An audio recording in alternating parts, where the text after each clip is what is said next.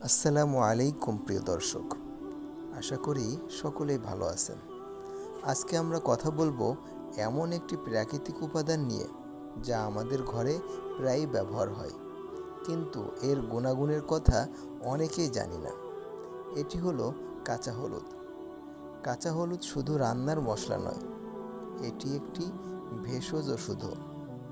এর মধ্যে রয়েছে শক্তিশালী অ্যান্টিঅক্সিডেন্ট এবং অ্যান্টি ইনফ্ল্যামেটরি উপাদান, যা আমাদের শরীরকে ভিতর থেকে সুস্থ রাখতে দারুণভাবে সাহায্য করে। বিশেষ করে যারা প্রাকৃতিকভাবে রোগ প্রতিরোধ ক্ষমতা বাড়াতে চান, তাদের জন্য কাঁচা হলুদ খুবই উপকারী। ঠান্ডা, কাশি কিংবা গলা ব্যথা হলে অনেকে কাঁচা হলুদ আর মধু মিশিয়ে খেয়ে থাকেন। এটি খুব সহজ এবং কার্যকর একটি উপায়।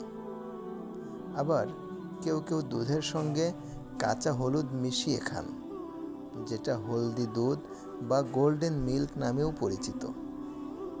এটি শুধু শরীরকে উষ্ণ রাখে না, বরং হজমের সমস্যাতেও দারুণ উপকার করে।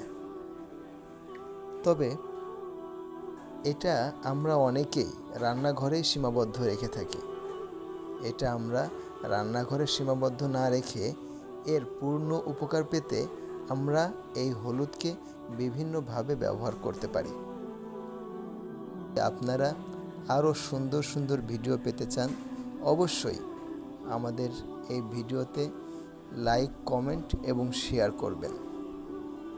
চ্যানেলটি সাবস্ক্রাইব করে পাশে থাকা বেল আইকনটি টিপ দিয়ে রাখবেন। ধন্যবাদ। আসসালামু আলাইকুম ওয়া রাহমাতুল্লাহ।